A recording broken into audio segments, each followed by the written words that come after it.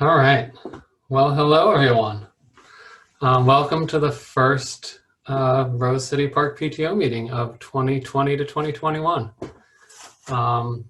And tonight our special guest is Jeremy to talk about the things that we all need to know about. This meeting is being recorded so that it can be watched later. So just need to let everyone know that. Okay, so here's our agenda. I'll start out with some meeting management in Zoom. Then we'll have Tracy from the PTO Board and Vaughn from the Hội Phụ Huynh Board to talk about those organizations. We'll talk to Principal Cohen. We'll do questions, and then we will do some social time.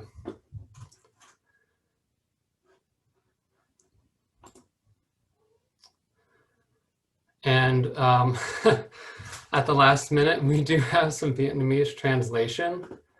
Thank you to the parent who has volunteered to do this. I think is a first time. I only found out that we were going to have someone to do translation about 10 minutes ago. So thank you to Jeremy and this parent for stepping in to help out. All our usual translators all had conflicts. Perfect storm. So here's the number. If someone can put this number and a note in the chat, that would be great, so that whoever needs it can reference it there. And also, Dave, just so you know, I can, so the way that it's basically that number is a Google meeting that is happening simultaneously. And so, I have that open on my computer. So if someone sort of shows up, if someone calls in over there, I'll know. There isn't anyone yet, but if someone does show up, I will know that. And then I can make sure that, that we have, hopefully someone will be speaking. So I know Quinn is here somewhere, but I tried chatting with her privately, but it's hard to know if that, oh yeah, she's gonna do it. She'll call in. So I'll see her in a second, and then anyone else that wants to call in, I'll know that you're there. All right, thank you, Quinn. Thank you, Sarah, for posting the number. All right. So meeting management, we're using Zoom. There's just a few controls. They'll be in different places on your screen, whether you're using a desktop view or a mobile device. But the top right or top left is usually where you can adjust the layout, like how many people you're looking at once. Right now that doesn't really matter because we'll have slides, but when it gets to the social time, you'll probably want to make sure you enter gallery view or grid view so you can see everyone's smiling faces. You've got the mute and the video buttons.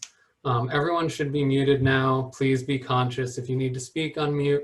When you're done speaking, mute yourself so we don't get into too many background noise situations. No video is required now, but I highly recommend turning your video on when we get into the breakout rooms. Then there's the participants icon. That's for changing, you can go there to change your name, which we'll get to in a minute. And the chat icon, we will be taking questions in the chat. Thank you in advance to Maggie, who will be picking up the questions from the chat and putting them into a board that Jeremy can answer the questions from when it gets to the question time.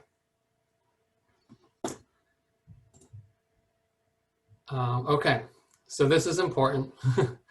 In order to do the breakout rooms by grade level, I'm going to ask everyone to take a moment now and change your display name in Zoom. So the steps are down here. You click the participant, you find your name, click rename, and then you enter your name, your preferred pronouns. So that's just so people know how to refer to you. And then at the end, put the grade that one of your students is in. If you have any If you're not sure, if you have more than one student, more than one grade, and you just can't pick, choose the younger student. And I'll make the opposite recommendation at our next PTO meeting.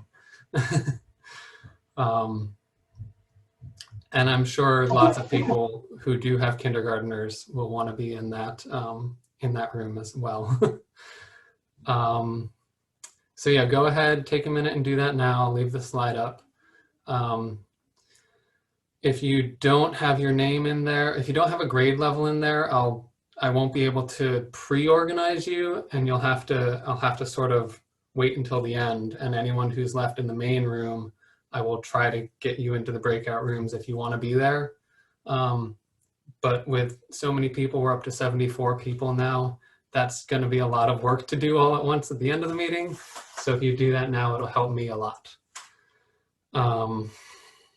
Yeah, so go ahead and do that.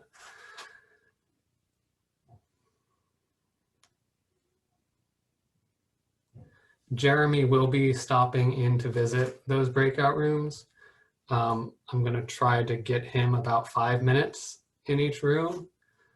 That works out to exactly 30 minutes. Well, hopefully we have time. Jeremy, you're going to be like speed dating.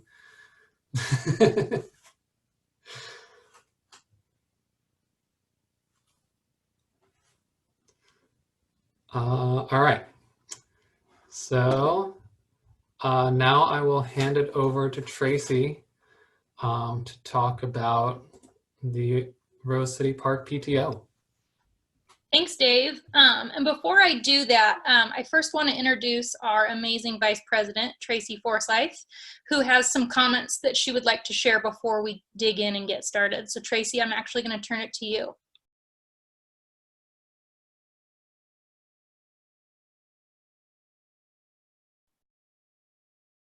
Tracy, are you on mute? Tracy, you're muted. I sure was. Thank you. Hi, everybody. On behalf of the PTO board, first of all, we just really want to thank you for being here with us tonight.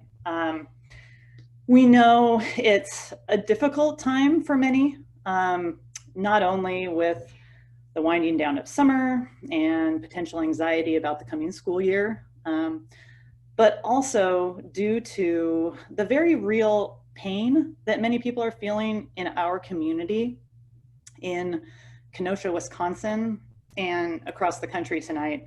We just wanted to take a moment to pause and to recognize Jacob Blake, his 3 young sons, his siblings, and his parents, as well as the protesters killed in Kenosha last night and all their loved ones. We as a PTO board believe that Black Lives Matter and that all of our kiddos, friends, and neighbors deserve equal treatment. We're really looking forward to supporting and standing up for one another this school year. And if you haven't already done so, please watch the video of Latara Widman, that's Jacob Blake's sister, speaking about her brother and the need for change. We're gonna post it on the PTO Facebook page after the meeting. Thank you. Thank you, Tracy. So diving kind of into our agenda, what is a PTO board? And that's, or a school PTO that is, and that's really all of you. When we started this board 2 years ago, when the school started, we had the option to be a PTA, which I'm sure many people are familiar with, but then also there's an option for a PTO. And we felt that it was best for our school and for our community. We just really want to be inclusive and ensure that everybody feels welcome.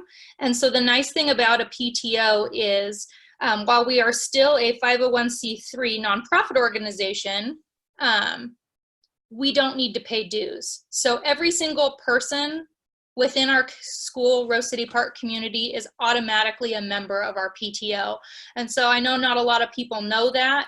Maybe you've been with a school who's had a PTA where you needed to pay membership dues to be a member of the PTA. That is not the case here at Rose City Park. work. So everybody on this call is a member, and we're happy to have you. Our PTO's mission is to support the learning experience of all students at Rose City Park Elementary in alignment with our values of inclusiveness, anti-bias, anti-racist education and enrichment. We aim to promote and encourage communication between parents, teachers, administration, and community members to foster equitable representation and collective action. Our work lies within community building, volunteering, holding meetings and events, supporting educational and enrichment programs, and fundraising to meet the needs of the community. And so on the next slide, I just first want to start, with the fact that over the summer, I just am so amazed by this community every single day. Over the summer, we set up a GoFundMe account to help members of our community who are struggling with COVID-19 and how that may have impacted them financially. And our community was able to raise $6,750 through our GoFundMe account. And we were able to provide gift cards to families in need that were distributed through the school counselors. And so that's something I'm very, very proud of our community for.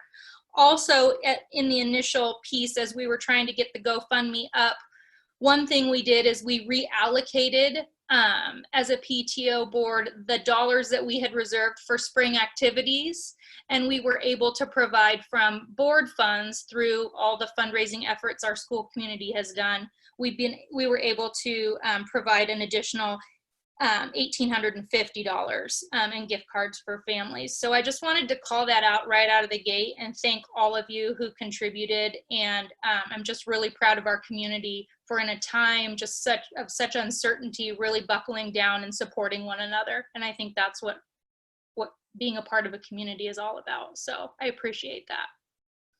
And then on the next slide, I did want to talk, because we mentioned fundraising, and a lot of times people are like, where is this money even going? And so I wanted to touch on that because I think it's important. What we have provided is teacher grants. We've provided $6,000 this school year, and what a teacher grant is during the fall and then again in the spring, teachers have the ability to apply for a grant. And basically what that is they just fill out a quick little sheet stating, like, here's the money I'd like to request. Here's what the purpose is. We collect all of those, and there's a grants approval committee that reviews those, and we give out what we can for the year. And so that's where a lot of the money that we raise goes towards, is giving back to our teachers for our kiddos and their classroom needs. Another thing we've done for the last 2 years, and we'd like to continue to do this, is we pay off the 5th grade student lunch debt before they graduate and move on to Roseway Heights. I'm not sure if many of you are aware of this, but student lunch debt, overdue library books, those, or not returned library books, those types of things follow kids throughout their time within PPS. And when they get to graduation, if they have a negative balance, they actually have to pay that off in order to graduate. And so we felt as a community that it was important to allow our students to try to give them a clean slate as they move on to middle school. So that's something we've done for the last 2 years. And then just a variety of different ways we support the students in our community is we typically help financially through OBOB, which is Oregon Battle of the Books. We support the library. I know when the school first opened, there weren't many books in Vietnamese, and as a Vietnamese immersion school, I would think that's highly important. So we definitely gave some funds in order to purchase more books in Vietnamese and some other items within the library. We help contribute financially for the Rose Petal and different incentives for the school.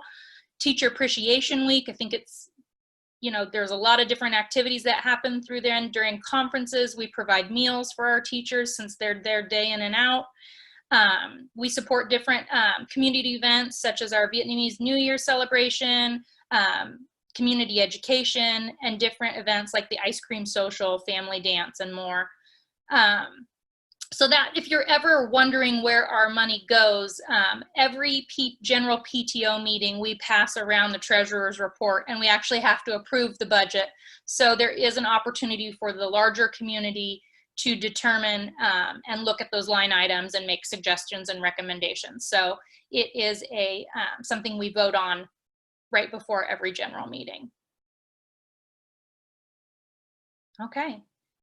So with that said, I am going to pass it over to Dr. Vaughn, who is the Senior Community Advisor and Co-President of our Hội Phụ Huynh group. Oh, but actually before I do that, I should probably acknowledge our board.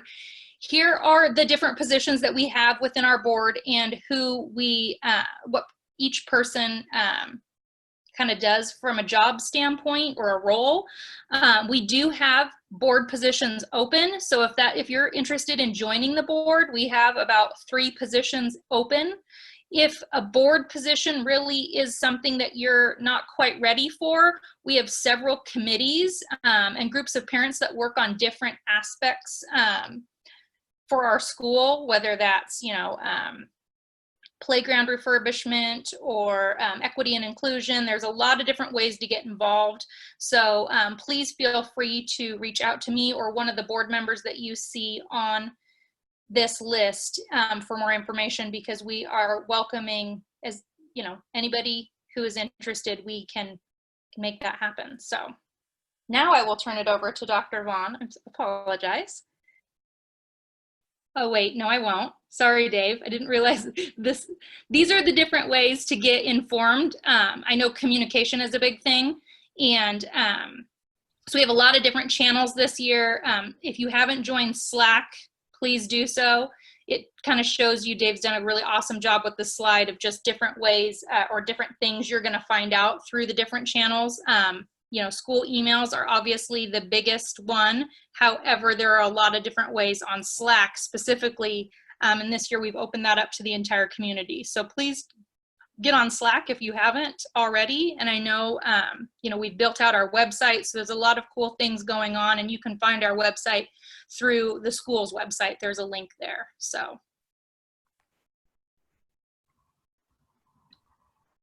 And I'll add that I'm going to post links to all these communication channels in the chat. I know no one can click on the links in the presentation, so I'll put the links in the chat for y'all.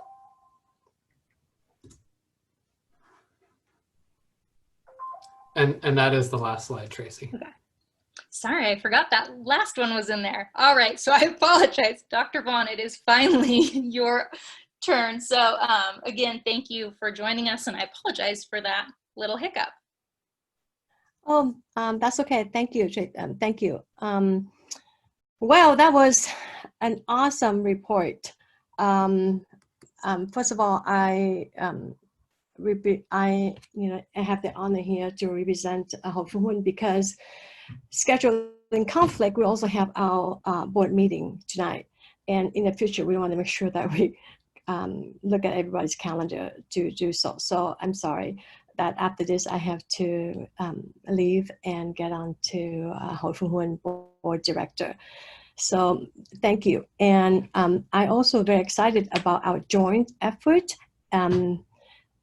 this school year, and it actually started last school year when we have the equity professional development together. And I was very, very moved by Rossi Park PTO mission and vision on moving forward with our equity.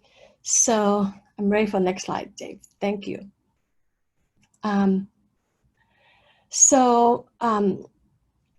First line is Xin chào from Hội Phụ Huynh, meaning hello from Hội Phụ Huynh. So we actually started to be a nonprofit organization, 501c3, at mid-year last year. Before that, we were an official parents organization. So with this, we can actually raise funds and do ask for a grant, write for grant. Also, our Hội Phụ Huynh really is what's different with Rossi Park PTO is that we are K-12. We are not just from Rossi Park only, but we currently are also at Rosary Heights as our 6th graders starting the school year soon there. So just like with any other dual language programs in PPS, there's a parent group who will support the student through the program with cultural enrichment, with other things that PTO are doing, but we also really focus on the cultural piece of the target language, because sometimes with curriculum, with cultural enrichment, with like the TED organization at Rose City Park, there's a lot of effort that has to be in the background with our parents to make it successful. So that's the key differences between PTO and Hội Phụ Huynh is the K-12 piece, and also the cultural target of the target language. So far we have about 210 students as K6, and Jeremy, if I'm not sure if the number is correct, but I looked it up and I think we have about 190 students currently at Rose City Park, with about 39 kindergartens coming in. And I think, I'm not sure if open enrollment is still on. Thank you, Jeremy. I see you actually. So nodding. So there are more room for out of the district really to apply as well as within the district. With that, our vision is, as I mentioned before, is that we celebrate a Vietnamese culture while making a diverse connections and ensuring equitable opportunities to help cultivate global change leaders. This is very important to us because we do not want the Vietnamese program to just have Vietnamese students and white students. We actually would like to have, a more diverse and this student body learning Vietnamese language. And that's what we are reaching for. And our mission is to organize new family, engage new and current families to promote cultural enrichment, and 6 fundraising opportunities to sustain a strong Vietnamese dual language. So an example that I can give to you is that with COVID-19, during COVID-19, we really stepped up and did all the communication with the Vietnamese parents. We sent out different links to help all parents in dual language to how to file unemployment, how to get Chromebook, and we stood in line to get Chromebooks for families who could not get Chromebooks. So we actually weren't able to raise funds, and I thought it was amazing that you were able to raise so much money. But we help our parents in a different way, because at that time, it was such a shock to all of us. I mean, like the rest of the country. But we knew that we had to step up to support our student and family, especially the parents and the students whose English is not their native language. So I also want to thank all of you for the New Year celebration, because I know without the support of Rose City Park PTO, we were not able to have such fun, engaging line dance and all the decorations and all the donation that night. Thank you so much. Our next slide, please. Thank you. So this is our equity statement. I'm not sure if you know or not, but I used to work for PPS, and I retired about 2 years ago. And during that time, we really focused on equity work, and we're still doing that now in PPS. But as soon as last year, we recognized that we need to do more than just being a parent organization. We have to look deep down in both communities, Vietnamese communities and also mainstream communities, on how to expand our program and how to be inclusive in all of our actions Word's decision-making process. So we have had three sessions together with Rosie Park, and then COVID happened. And then so we would like to pick this up again soon. Within the Vietnamese culture, we also have a lot of room to grow in our equity work, just as the rest of the world. And our parents has been traumatized with losing the country, moving to a new place to live. And so there's just a lot of things that Hội Phụ Huynh strive to achieve, opportunities to help access for families to feel engaged and connected. So that's what we do.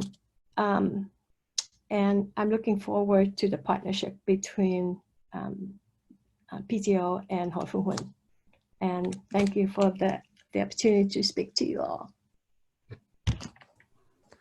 Thank you, Vaughn. You're welcome. Do you have any questions? And just let us know.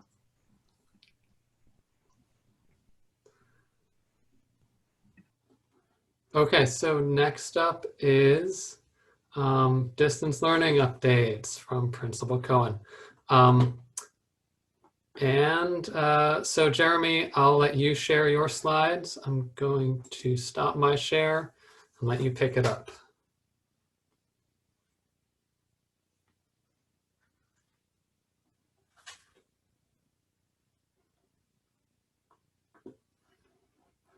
I've already seen a few questions come in on the Slack or on the chat, so thanks for that.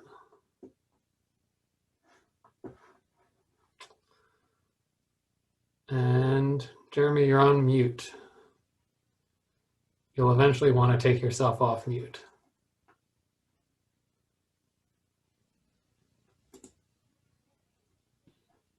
Am I off mute now? You're good. That's confusing because like the button that I was looking for disappeared when I went into present mode.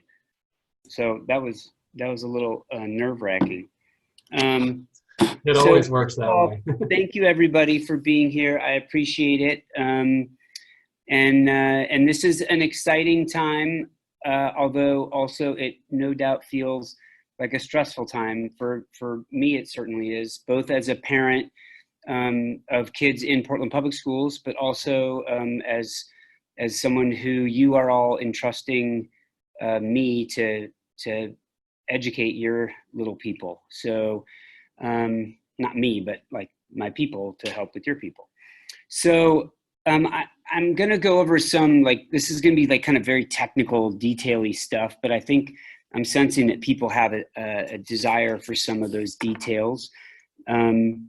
And so I'm going to go over some terms first that will help us understand the schedules. And that's really what I'm going to share with people, is like some sample-y kinds of schedules that, because that was a ton of questions about that at the last meeting that were like, what's it going to look like? Are we going to be on the computer all day? You know, those kinds of things. So I'm going to try to deal with that. And I want you to know that I've been, the actual schedule is still like, we're trying to work all the little pieces out, but I feel like we're getting closer. Okay, so the first thing is, if you look at my slide, the top two bits, synchronous versus asynchronous, these are the two main types of delivery. And so synchronous is learning in which students are at the same time and in the same space. That's what you would think of as watching somebody. Usually, right? That's like watching somebody do something would be synchronous online learning. Synchronous learning is also like in the regular classroom. That's like often synchronous learning, right? You're doing whatever the teacher is teaching and you're doing the thing, right? There's also asynchronous, and asynchronous learning is, it occurs in a lapsed time between two or more people. So that's videos, email, discussion, podcasts, whatever. And one thing for those of you that have kids that are older, like their ability to navigate asynchronous experiences is way better than ours, right? So like my daughter, who's going to be a high school freshman, she has 25 different text strings happening all the time, that's asynchronous communication, right? So you can read the text when you read it, and you don't have to be texting each other at the same time. Okay, so that's an important distinction, right? Then there's also this difference between teacher facilitated learning, which could be synchronous or asynchronous. That part isn't necessarily dependent. And it's really guided by, planned, and maybe even delivered, but not always delivered by a licensed teacher. So the experience is really designed to develop, deepen, assess knowledge and understanding. The other part of that, so that's like your teacher is gonna, and that can be everything from go read this book, right? That's still teacher facilitated learning. Like go read this book and answer some questions that I'll have for you later, right? Then there's also applied learning, and those are really experiences that allow for students to apply knowledge and skills that, that are extensions from the other learning. And so that could look like if there's a lesson on, there could be like a lesson on writing, right? Some kind of writing thing. But then there would be like applied learning would be like, now go write a story. And it has these components to it, right? So those are just so that we have the difference on those clear. Okay, so okay. So here's just another slide that is very similar. It just gives some more examples of asynchronous versus synchronous. So pre-recorded is asynchronous. That doesn't mean it's not your teacher though. Video demonstrations, practice problems, things that we would have thought is like homework sometimes, take-home tests, writing papers, those are all asynchronous. And then synchronous are virtual classrooms, live webinars, interactions between students in small groups, doing group presentations, checking in with students through messaging or videos. So that would be like smaller groups still. You know, phone calls are synchronous, focused activities with real-time interaction. So that could be, you know, like a teacher guiding students to all do something from their house. And then what's called office hours. So that's like if you pop in to meet with a teacher. And I cannot figure out how to get, whoa, okay. So here is a very confusing slide. I've included these in the text I sent out, the Remind app. So you don't have to try to catch all of this moment. While I'm doing this, you might be able to look at it more in depth. But the important things to notice are, so there's 5 days here, and then there's every day there's SEL, which is social emotional learning. So that's frequently going to be like class meetings, or it'll be like a check-in prompt. It doesn't have to be every kid every day, but it is frequently, that's what we would call like our class meetings. And there will be specific lessons, especially in the first 2 weeks, that are called the soft start. And then you can see 3 of the days we have integrated language arts, and it's a giant amount of time. It's like an hour and 35 minutes or something. But what that really is just like in the classroom, that's the teacher delivering a mini lesson.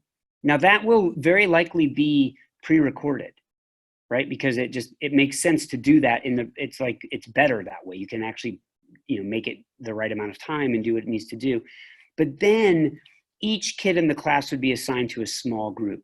And so although the teacher is doing small groups for that entire time, any one kid is only going to be in one of those groups.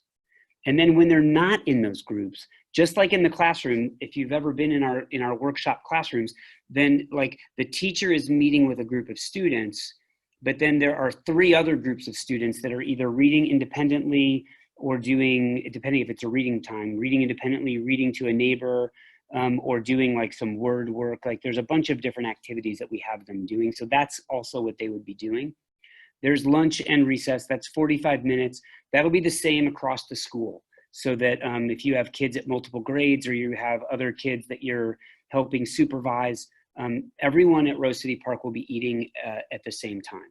And it's 45 minutes to eat and do whatever else you need to do.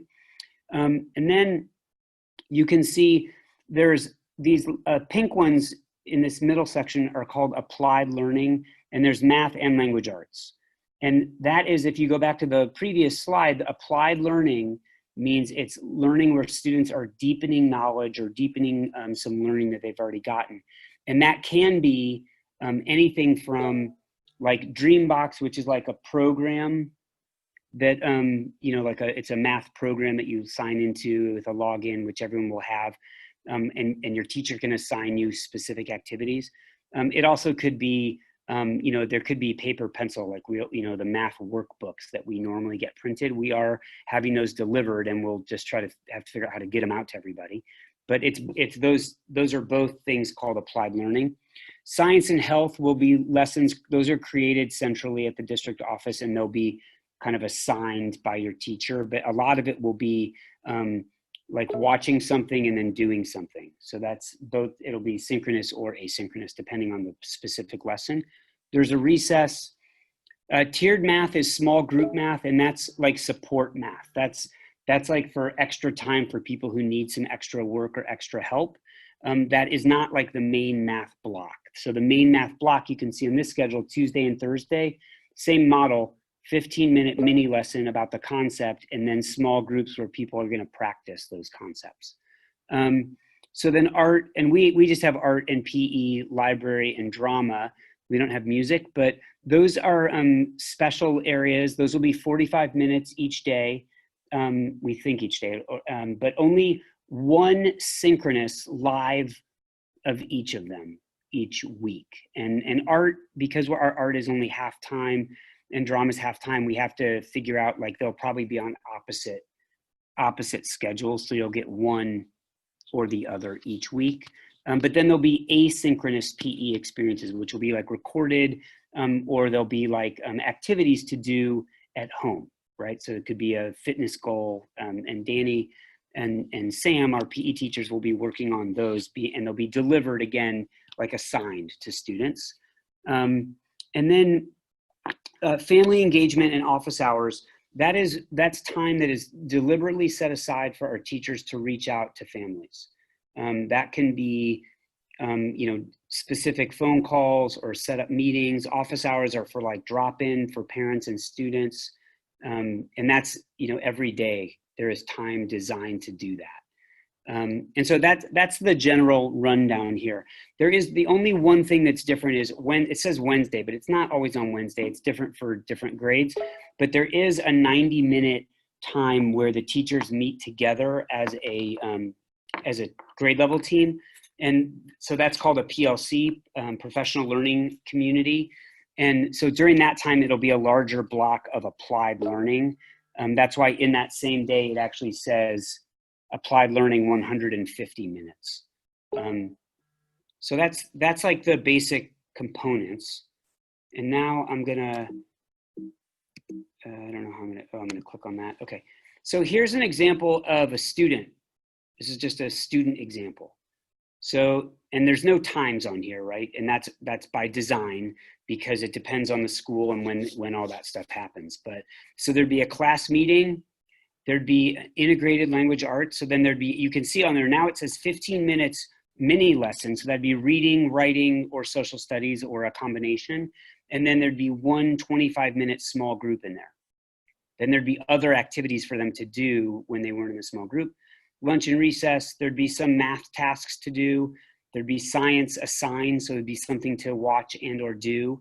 And then tiered math would be like a small group if your student is in need of some extra math support. And then a special, that would be like on Monday. And then on Tuesday, you have a similar schedule, but now it's math is the main block instead of language arts. And so on that day, you would have applied learning language arts, which is like word work or reading. We're going to encourage people to read every day. And then you'll see the blue block down toward the bottom is called foundation skills. Those are language skills. And that is both in Vietnamese and in English. That's where you do the kind of things that we would think of as like decoding. That's like learning to read. And that's really deepening the reading skills. We frequently refer to that as like words their way and things like that, which will fit that. And the same in Vietnamese. That's where a lot of that like very deliberate Vietnamese language work will happen.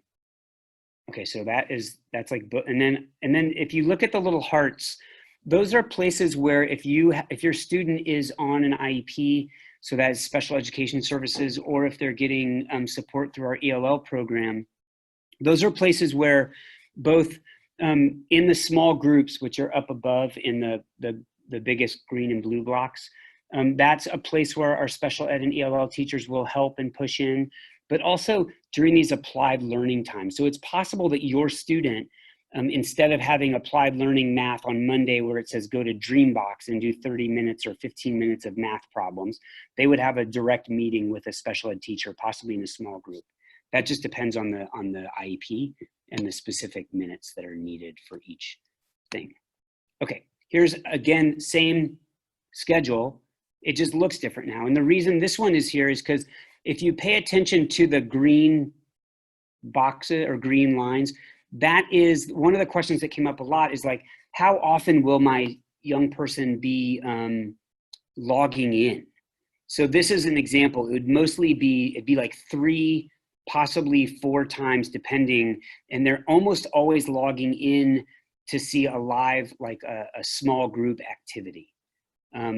So, you know, like the mini lesson, for instance, in language arts, may be asynchronous, and so they just have to watch it at some point. They could even watch it the evening before, but then when it's 10 o'clock for their small group, that's when they're going to show up, log in, and join the Google meeting for that small group activity.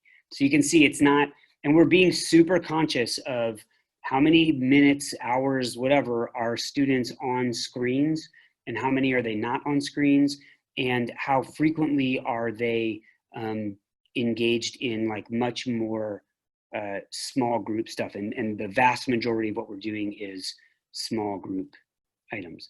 So now I'm just gonna run through a bunch of questions that people had already, just to make sure that we're clear about all these. So the first is, we're keeping the same time, so 8 to 2:15. So our first thing that happens is 8 o'clock, we end at 2:15. Now that doesn't mean after 2:15, a teacher might call or, you know, whatever, if things happen, things happen. And then I'm noting attendance is important, but learning is more important.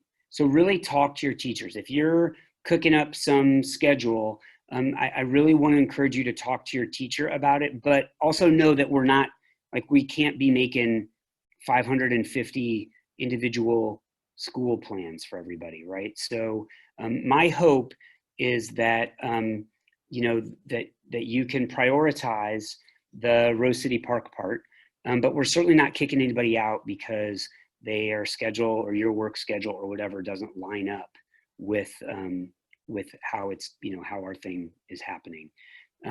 We are working on analog materials. That's just a way of saying papers and pencils and books and things.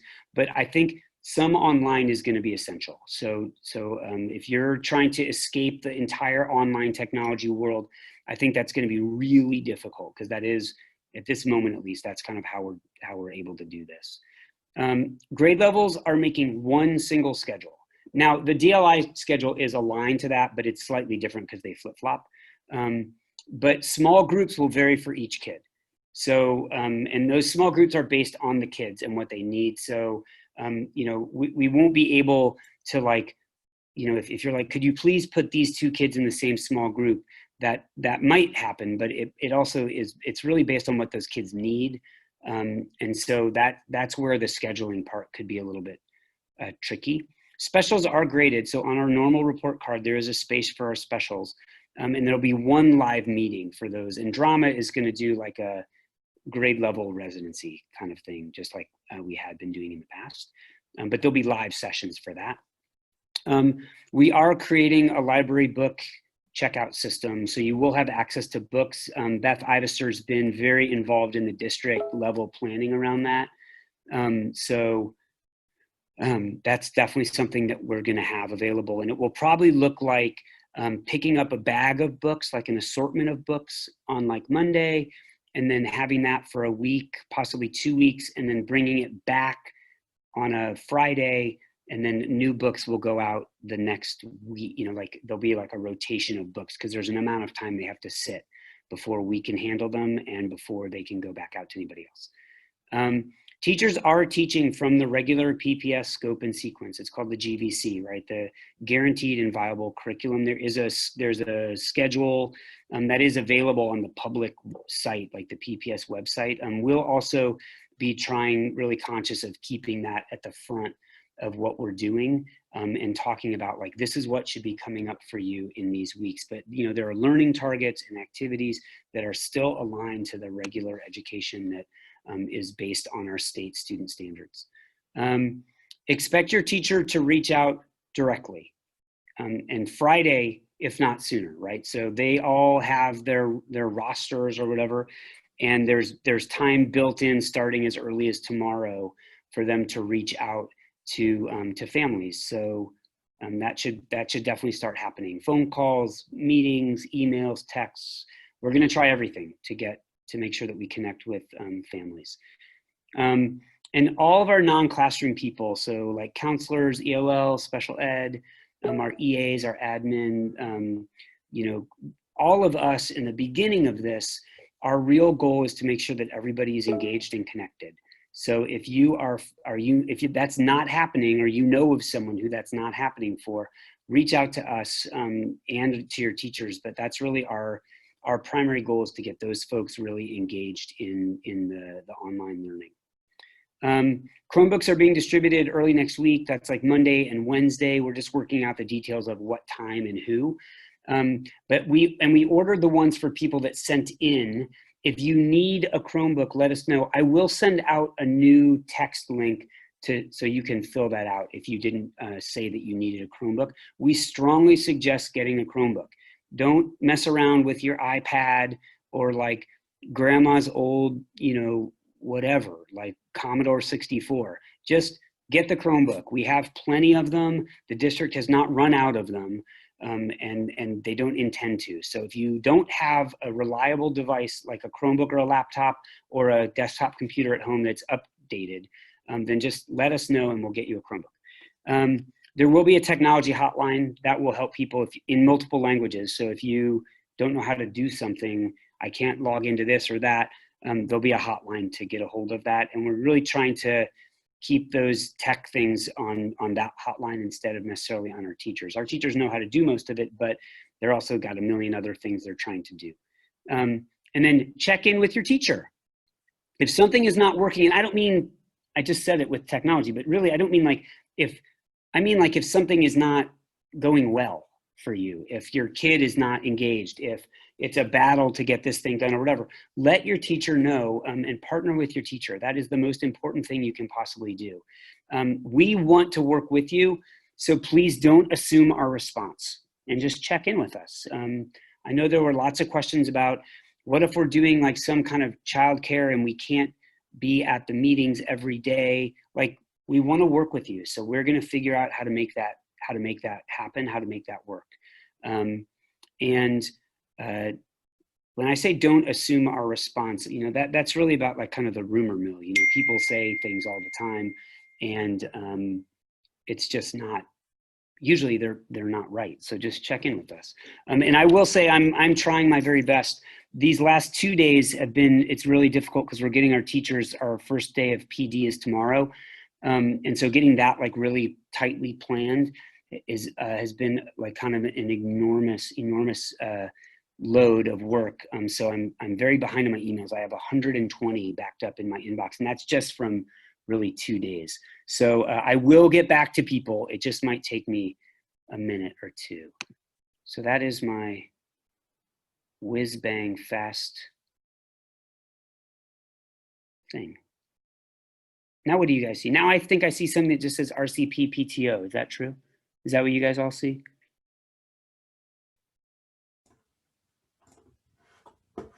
I see a gallery of lots of people's faces. So this now my screen is sharing again? No. Oh, it's not. Oh, good. So we're back. Everyone's back. We're back. Yeah. Okay. I know that we've been collecting questions into a Padlet. I put that link in the chat. I'll go ahead and present that actually.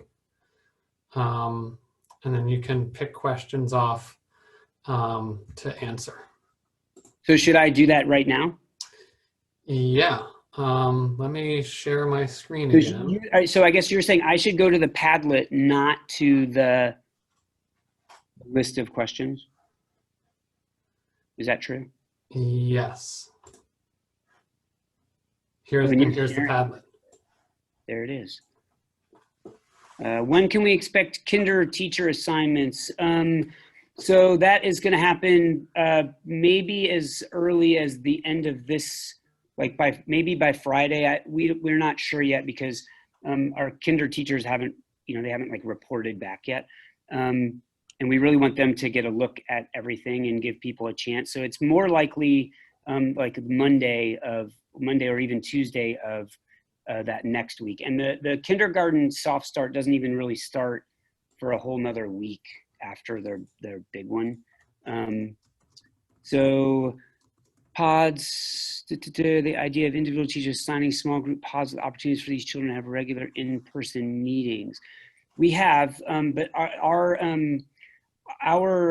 sort of, I think that the district kind of, I don't know if directive is the right word, but their kind of advice is because of the inequities that would happen through us trying to organize that, they're really suggesting that we kind of stay out of it as much as possible. So, I wish I had a good answer for this. There isn't a very good answer because I get that it creates other kinds of equity problems, but there are just some families who don't feel comfortable having regular in-person meetings, or they live further away, or they have, who knows, they have older people at home. So I think our instructions are to stay out of the pod making arrangement. But I would say that our instruction is really going to not be dependent on that. So our teaching is really going to be based on kids having interactions during class, and then there can be small group work that will be orchestrated through the meetings for kids to have like interactions, but not any physical ones. Yes, the DLI schedules are different, and it'll be just like it is in the regular world. They will flip-flop throughout the day. Like they'll start in Vietnamese and go to English, or start in English and go to Vietnamese. And that our content allocation like allows for that. So if they're doing reading in English, they're doing writing in Vietnamese. So the time is balanced out as well. So yes, that is one of the things we've been working on. The latest information I have about Campfire's all-day program is that I don't know anything. They haven't given us any information about any kind of child care, even though they have continuously said it's in the works. I do know that they're going to start with 10 sites and then eventually try to grow to 30 sites. We're not one of the original 10 sites. So and that really just means that our building has not been slated to be used.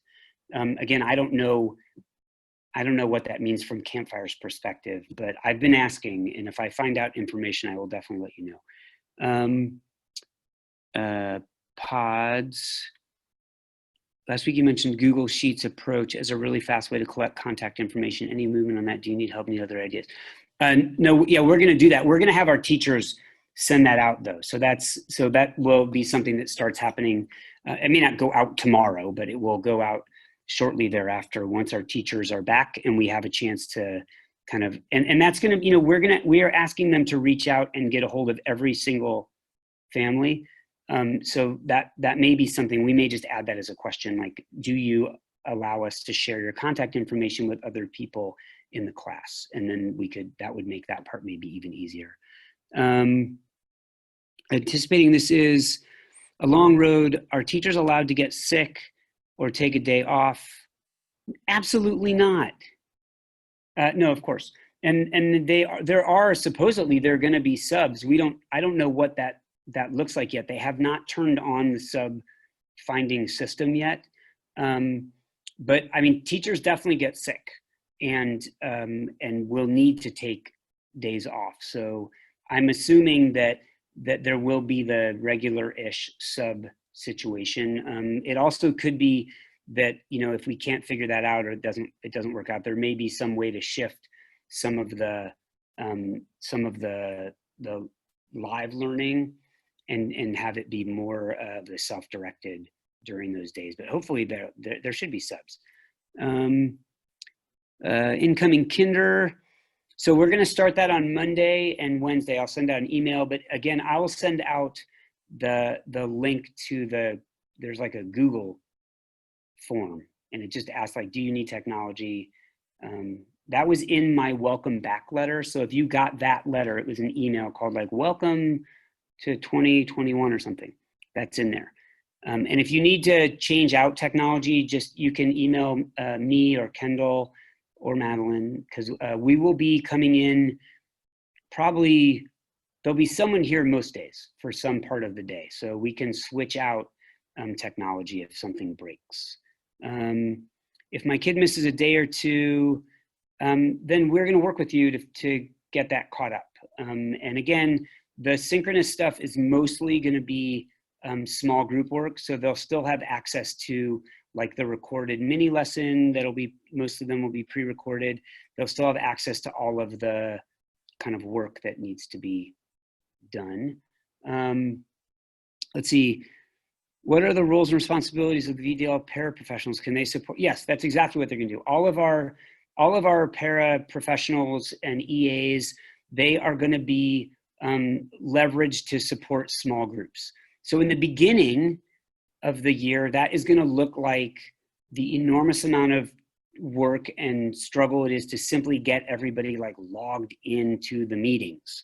But then once that gets more smooth, then they'll be doing exactly what they would do in our class, which is that the teacher will, assign that EA to some kids, and those kids will do their small group reading with that person, or it'll be a check-in. All that stuff is going to happen both in the VDLI world and in the English program world.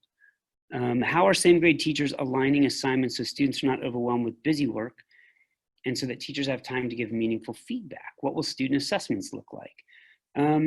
So, I mean, that will vary. Yes, they're trying to align by grade level. That is our intention, and especially at the VDLI, because they have two teachers, those teachers are very much working together, and we have really synced up their schedules. But again, the content allocation split should help with that. So you shouldn't be getting, reading in any language every day is a good idea, but there shouldn't be a lot of busy work anyway. So if you're feeling like there's a lot of busy work, I would reach out to the teacher, and if that doesn't work, then let me know, because I would, now it depends. Busy work, and what some people call busy work, other people would call practice. So I guess we'll have to look more specifically at that. And how are classroom teachers meeting students' IEPs besides SPED teacher? Well, we have a SPED teacher switcheroo, just because that's how things work. And so our SPED teachers this year are Erin Weaver, who last year was first grade English DLI, and then Kelly Byer, but Kelly Byer had a baby, so she is on a leave, and there's a sub that we're working on. But that's really the special ed teacher's job, is to design the specialized instruction and then sometimes deliver it, but also to help the classroom teacher deliver it. And really the online learning, because so much time is dedicated to the small groups, it actually really, we believe that this is a real opportunity for special ed kids, kids with IEPs, to get their needs met, maybe even better than in some other situations. Now, it depends obviously on what the specific situation is. For students that need a lot of socialization, this is going to be really hard. But that's a goal that we will have to figure out how to work on. But for some of the reading and math and writing, this could be a real opportunity for that. Okay, Zoom chat.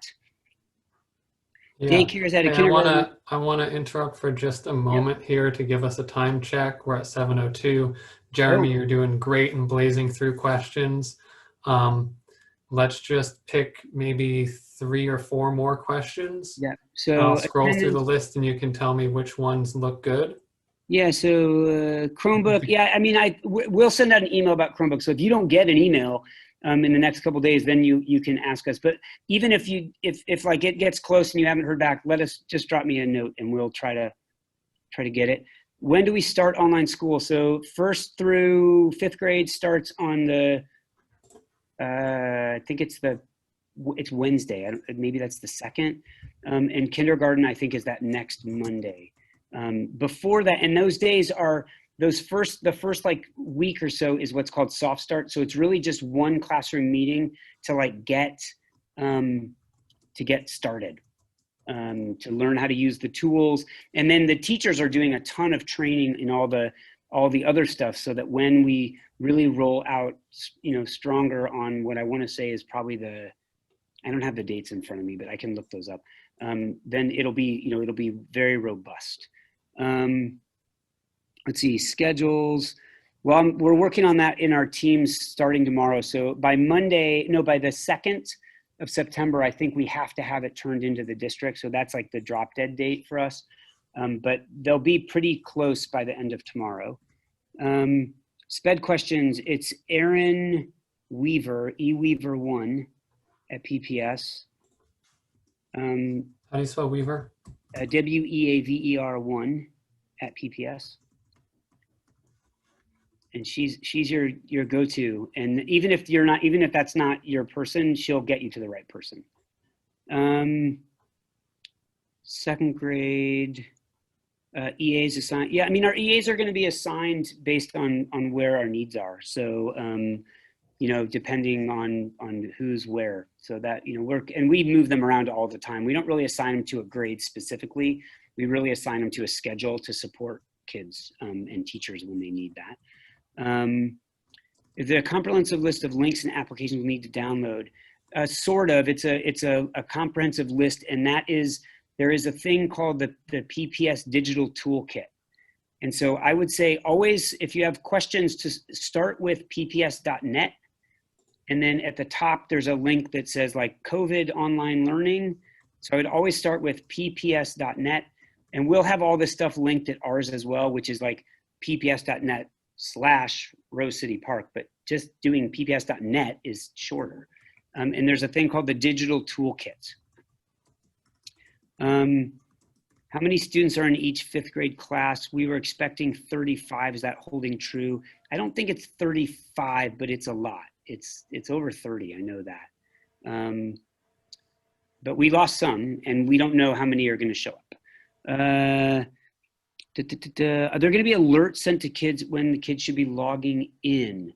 That's a really good question, and I think what we should do, and I'm going to note that, I think that should be all kids now have PPS Gmail accounts, and with that comes a calendar. And so I'm going to encourage our teachers to invite kids to all class meetings and to small group meetings. And if they don't invite them, at least teach them how to put that, like how to build a calendar thing in their Google Calendar. And then you can set that to notify you.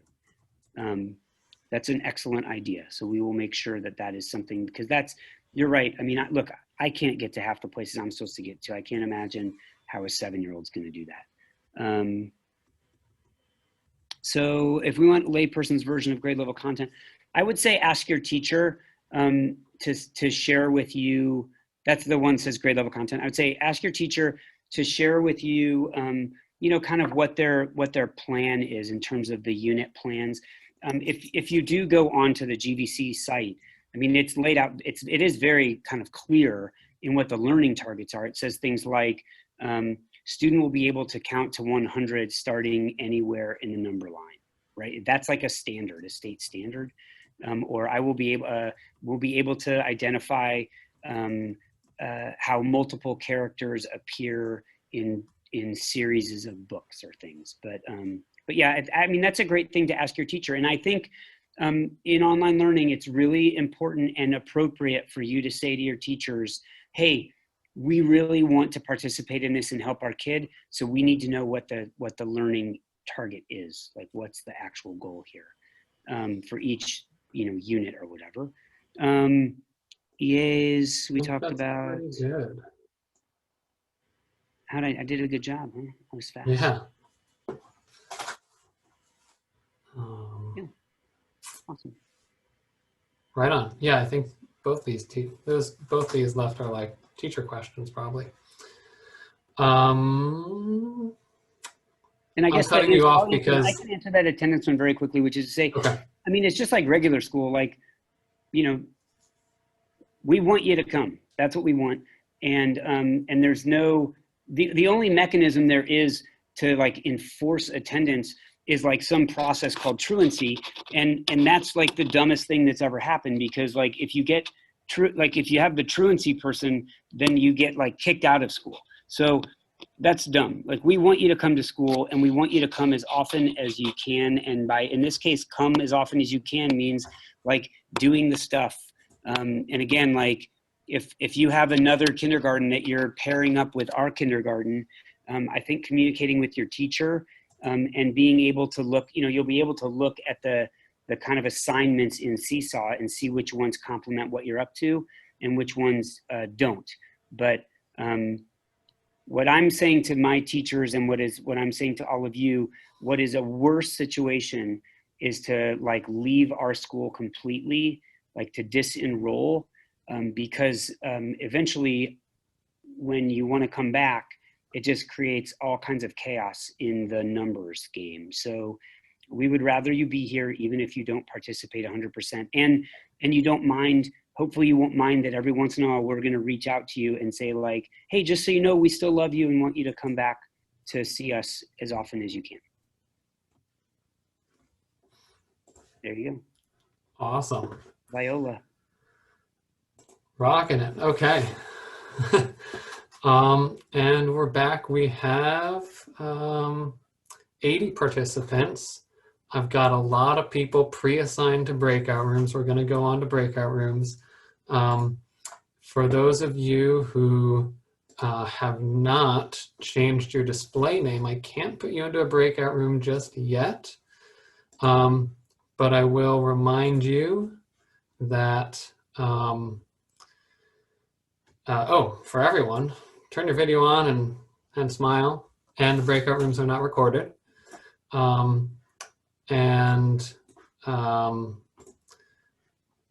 reminder to set your Zoom name for the breakout rooms. If you can still do this, put your name, put the grade that you want to be joined up to at the end of your name and your display name in Zoom. And then I'll be able to assign you to a room. And I want to go back here and just quickly cover norms for our rooms. We want to give everyone a chance to introduce themselves before opening discussion, just so everyone gets some floor time. And I've tried to make the rooms a little smaller. We had 20 kindergarten people, so I split it into 2 rooms. Just be aware of using your mute so that we can avoid stepping on each other's toes. And if everyone is talking, then we can't hear anyone. Yeah, pass the mic. If you feel like there's some people who haven't spoken a lot, maybe call them out and ask for their inputs. And listen, we will have some facilitators in each breakout room, mostly to keep the discussion flowing, but also to record questions that might come up or ideas that might come up that we can then pass back to Jeremy or the PTO board or the Hội Phụ Huynh Board, just to make sure those are all funneling the right spot. Yes, so I think that's it. I'm showing this instructional slide one more time for how to change your name in Zoom. And thank you everyone for coming. Thank you, Jeremy. And everyone have fun. I'm going to open the rooms now. The rooms will close in half an hour. And I believe that's it. We're not going to return to the main meeting afterwards. So thank you for coming and have a great night. Here we go.